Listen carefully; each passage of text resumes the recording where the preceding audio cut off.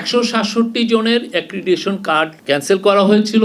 আমরা বলেছি এটা মিস্টেক, এবং সেই অনুযায়ী আমরা খুব দ্রুত আমরা যেটা করেছি, অ্যাক্রিডিটেশনের জন্য নতুন কমিটি করেছি, নতুন অ্যাক্রিডিটেশনের নীতিমালা হয়েছে, এবং আপনারা নিশ্চিত থাকেন খুব দ্রুত আমরা অ্যাক্রিডিটেশন কার্ড দিব। এবং নীতিমালাটা খুব সহজ করা হয়েছে, জার্নালিস্ট ফ্রেন্ডলি করা হয়েছে। আমরা আগের নীতিমালায় যেটা ছিল যে আপনি যদি অ্যাক্রিডিটেশন কার্ড নেন জার্নালিস্টরা, আপনি বিদেশে গেলে সরকারের অনুমতি লাগবে, এবং আপনি যদি অ্যাক্রিডিটেশন কার্ড নেন তাহলে আপনার সরকারের প্রশংসা করতে হবে, সরকারের বন্দনা করতে হবে। এখন এগুলো আমরা কিচ্ছু রাখিনি।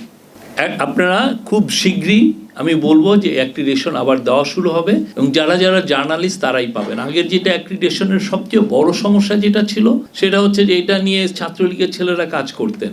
এমপি, অনেকগুলো এমপির একটা জার্নালিস্টের কার্ড ছিল।